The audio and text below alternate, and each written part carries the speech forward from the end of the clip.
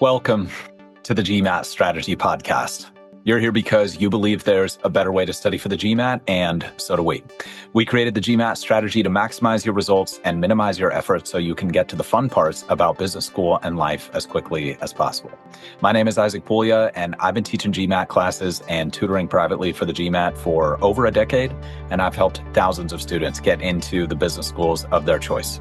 I'm excited to be a part of your MBA journey since we all at TGS believe that our world can benefit from the best possible business leaders that we can find. If this show is bringing you value, please share it with your friends and family who are studying so that together we can make this process as easy and as painless as it can possibly be. Let's go. Today, let's talk about the recently introduced GMAT Superscoring feature and what it means for you. I'm going to keep today pretty brief and pretty light because I honestly think this is a bit of a non-event for most GMAT test takers. It's going to get a lot of clicks, and we're not here to debate whether that's good or bad or right or wrong. You're playing a game right now called the GMAT and getting into an MBA program, and this is a change to the rules of that game. And so you should be familiar with the rules of any game that you're playing. And so that's what I'm going to focus on today. And then I'll give a little bit of light strategic commentary. Probably we're going to have to wait and see exactly how this plays out on the school admission side more than anything else.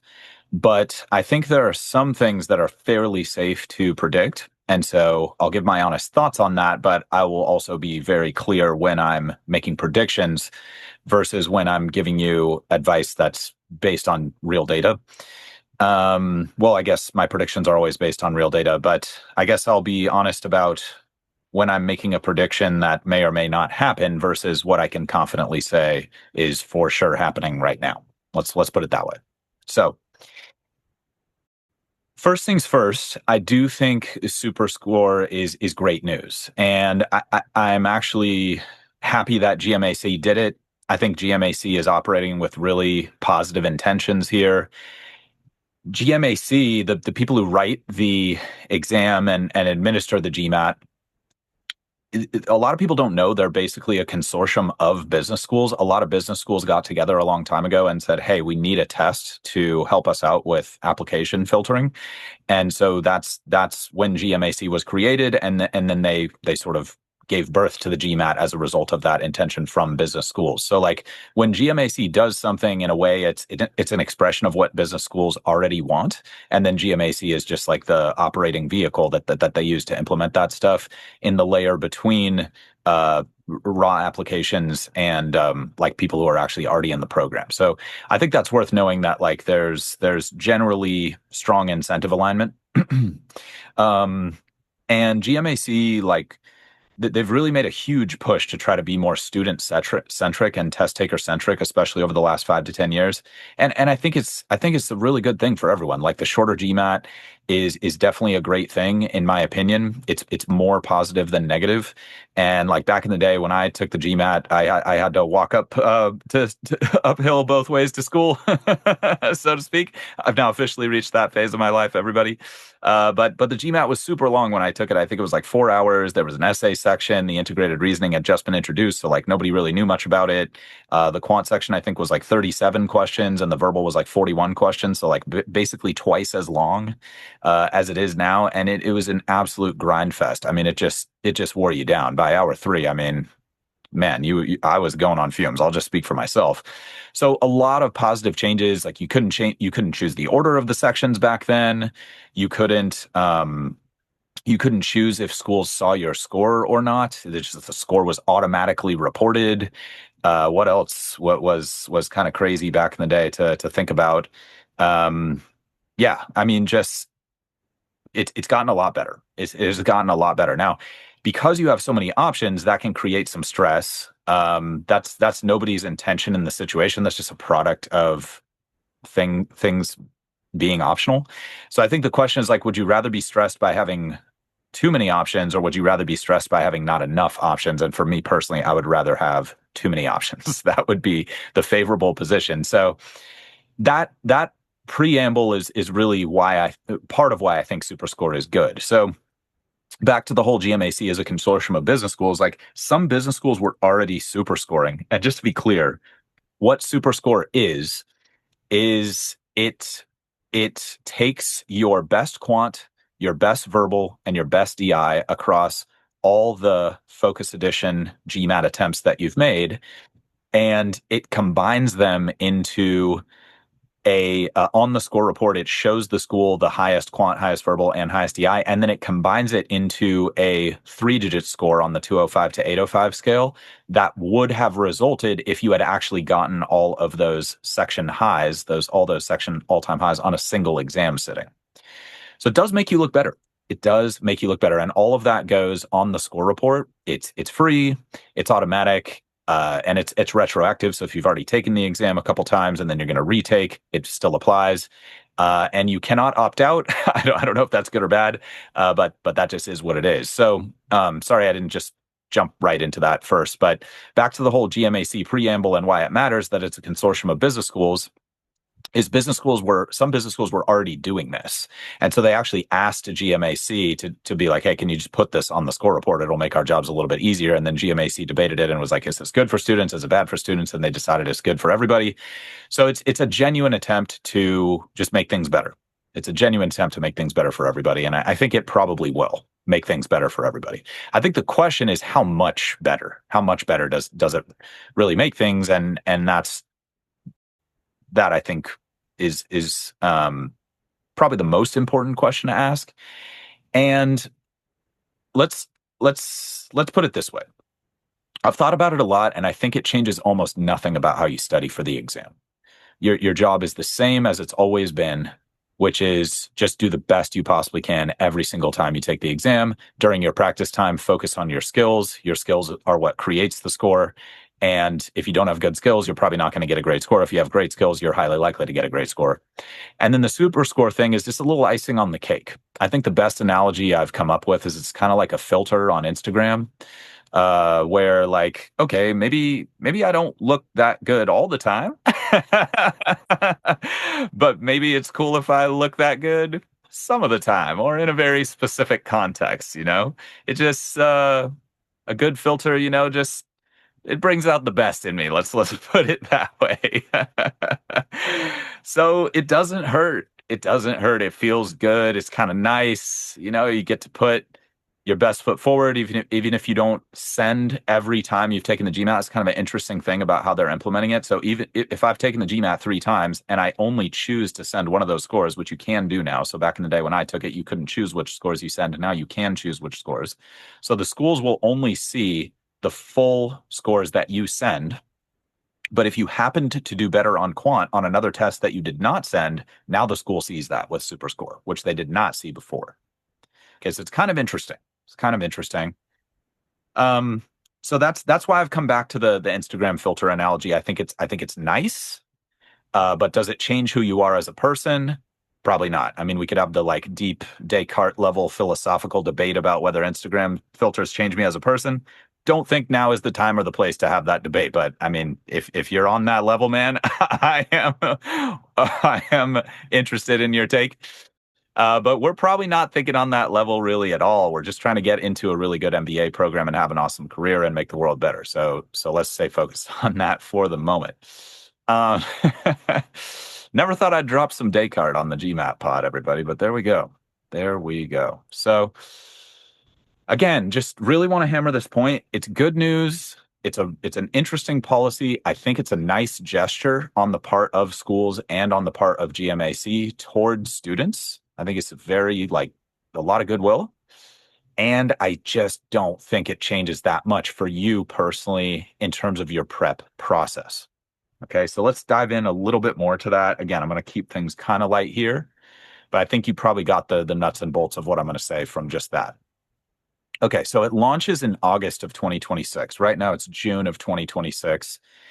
So what that means is if you are applying earlier than August, which is unlikely but possible, then Superscore may not be implemented yet or may not be available. But most of the first round deadlines are in September, and so Superscore should affect this application round. So if you want to check out the blog, we'll put a link to that in the description. And we've got a nice visual of some different situations of like, if you took the test 3 times but only sent two, here's what your super score would look like with these individual scores. Uh, we may be able to put some of that on some slides, but we're kind of going for a quick turnaround here because this policy is just a couple days old, and I'm already seeing a lot of weird disinformation on the internet, and so we're just trying to get ahead of that and just trying to bring you the real. But if you've already taken the GMAT, like I said, it's retroactive, so you don't need to do anything different. You don't need to change any exams you're registered for. Basically, Superscore is a thing now, whether we like it or not.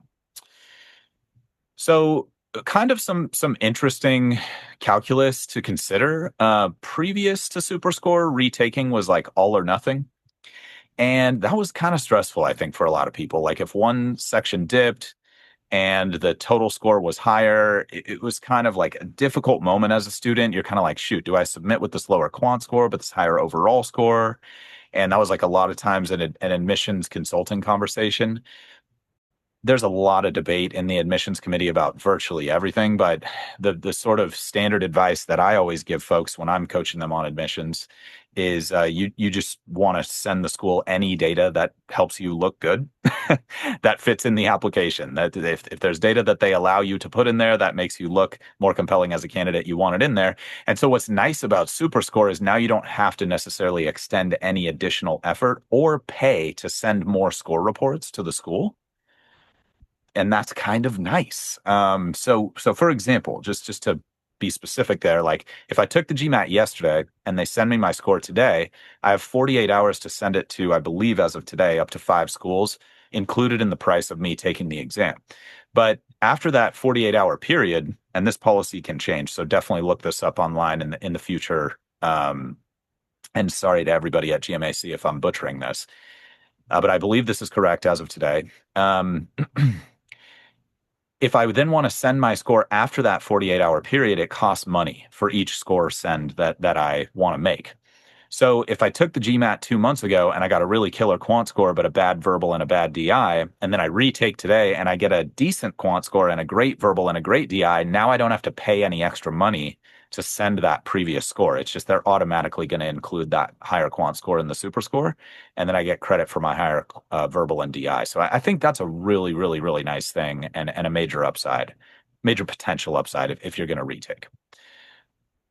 So interesting data. GMAC is projecting about a 20 to 50 point increase just of super scores versus what people were already getting. So GMAC obviously has a lot of data on all of our scores.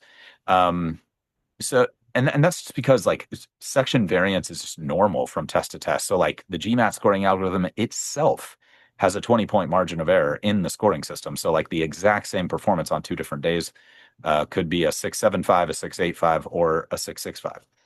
So those smaller variants are probably not making a meaningful difference in your admissions decisions, but they can feel very, very meaningful as a student. And so I think that's kind of, again, the Instagram filter analogy. It's like feels good, where it's like, oh, maybe I'm a little better than I thought I was. And I think that helps in the application process to just boost people's confidence. Of course, that brings us to like how our school's going to see it. And I seriously doubt most policies in schools are actually going to change as a result of this. I think schools that were already super scoring are going to have an easier time doing that now. That's nice. Students are going to just have to be more transparent about their highest scores. So if you didn't have any admissions advice previously and you were like, oh, my higher quant score but lower overall score makes me look bad, then you might not have submitted that at all. Well, that's good for students who are in that situation because now they're actually getting the benefit of submitting their best foot forward on the quant section. And they don't have any choice to like self-edit in a negative way. And like if you've looked at job application data, a lot of job applicants self-edit in negative ways. Like, oh, if I don't fit every single qualification they're looking for, then I won't apply for the job. Like there's some really interesting data on that. So I think this is kind of like a similar effect where we're just sort of like trying to delete that, which probably is a good thing if you think about it. So that's really nice too. I've seen some people talking about gaming the system. Sorry. Going back to like schools that were not previously super scoring, I just don't see schools being like, oh, we're now going to adopt super scoring. I just find that really hard to wrap my head around. I could be wrong about that. Obviously, there's psychological bias effects of like people see the higher number and get anchored, and then they see like, did they look at my individual score first, or did they look at the super score first? Here's why that's probably not going to be a big deal. Um, the way I understand it, and of course, I'm not on the other side of admission committee discussions at every business school in the world. But the way I understand it is for most schools, when you self-report your GMAT score on the application, they take you at your word. And then if they decide to admit you, that's when they check the score report to actually see, like, is this score they're giving us legit before they send the offer letter. So that might not be true across the board. In fact, it's probably not, but I think by and large, it's true. And maybe if you're an admissions officer and you're listening to this, if you can comment and let us know, that would be really nice. But obviously, understand if you're busy. But that's how I understand the general approach. And by and large, that is what I have heard from people on the other side. So I think that if schools are going to ask to see your super score in the application, if they're going to ask you to self-report the super score, that's kind of interesting. And they're probably doing it already. But I think most schools that were already looking at individual test sittings and not super scoring, they're just going to ask you for your best sitting in the app. And that's probably going to be it. So I don't think this really changes the admission decision. I just don't. Again, the Instagram filter thing, it's like, if I meet you in real life, I'm going to know what you look like. And same for me, right? So it's like, okay, so maybe the Instagram thing's nice. But like, does it change who I really am? Again, not really. So I think that's kind of how Superscore is going to go. But I could be wrong about that. So that is a prediction, and I'm not 100% sure about that. Maybe every business school in the world is going to bank only on Superscores going forward, and maybe all US News rankings are going to be Superscores only in the future, and that's what every school is going to be judged on. I don't know. I think the incentive structure works against that for sure. I think that US News is already losing ground to AI. And I think they're going to want to maintain whatever journalistic integrity they still have in the public eye. And I think playing into the whole like letting schools report super scores thing kind of works against that. And we already just went through the GMAT focus score system change where they had to downgrade scores because people were scoring too high, and there wasn't enough differentiation at the top range. That's why GMAT focus scores are now 45 points lower than the old score scale. So yeah, I'm not seeing the incentive structure line up there, but maybe there's something I'm not seeing. And yeah, so just take that with a grain of salt. But that's my guess. That's my guess after doing this for a really long time. Okay. So back to gaming. I mean, I've seen people talk about this, and I just really don't think gaming this is going to work. I've seen people be like, "Oh, I'm just going to go in and only focus on quant for my next attempt." Um, I mean, that could work if you know the school's super scores, but like if your if your total score that you're submitting is already good enough to get you into the school, like it's hard to know how much a higher quant or a higher verbal is going to help that. And it's expensive to try to game it that way. So that definitely does introduce some doubt about like, does this favor people who can afford to retake the test many, many times? I think we probably would say that it does. But the process has always favored people who can afford to take the retake the exam many times. So I think that's kind of why I'm saying like I think it's a bit of a non-event. Like it's helpful, it's nice, but I don't think it's as big of a deal as people will probably believe it is. Uh, Again, could be wrong about that, but that's my current perspective. And I would encourage you to adopt that too, because again, if you just study well and do a good job with your skill building, you're going to have great odds of getting into the school you want to go to. That's like positive character traits work basically. Now back to the gaming thing, like I think schools are going to see through that, man. I like some schools are already asking people to report every sitting of the GMAT they've taken, even if they're not putting it on their score report. And I've seen that trend widen a little bit in the last few years. So, for example, I won't name any names, but like last year, uh, there was at least one school that I worked with someone on where the school was asking for every single GMAT sitting the person had, but the person was only choosing to send one score. And so they kind of had like a little bit of doubt and like an ethical dilemma or whatever. And of course, always tell the truth in your applications, everybody. I mean, we all know that, but it's sometimes you just need to be reminded. Um, but Yeah, so that kind of introduced some doubt for the client that I had to sort of tell them is not a big deal. Like the schools are asking for stuff because they want to get you in. That's why they're asking for all the scores. They're not trying to like ding you because it's like, oh, did you just get the good score once and then we're gonna play this gotcha thing where you didn't get a good score the first three times. So if you get a perfect score in quant and then a terrible score on verbal NDI, and then you submit this full test where you did great on all three sections, yeah, I just like I think they're going to see through that. That's my guess. And these are trained professionals on the admissions side. People try to game the admissions process all the time, just because great business schools are super desirable, as we all know. So I just think the system is going to reject that kind of thing. Are there people who will probably get away with some kind of cheating or gaming scheme? Probably. I mean, great cheaters probably do get away with that stuff sometimes, but I think it's gonna be like less than 1% of cases. That would be my guess. And like both the business schools and GMAC are really good at counteracting cheating. So I just don't think that's going to be a thing, and I wouldn't encourage any of you to adopt that mentality. Having said that, if you're like, man, I didn't do as well as my practice tests on quant, let me just go in and like do quant first, even though I did quant last on my old exam, and I'm okay if my verbal NDI dips a little bit because of fatigue.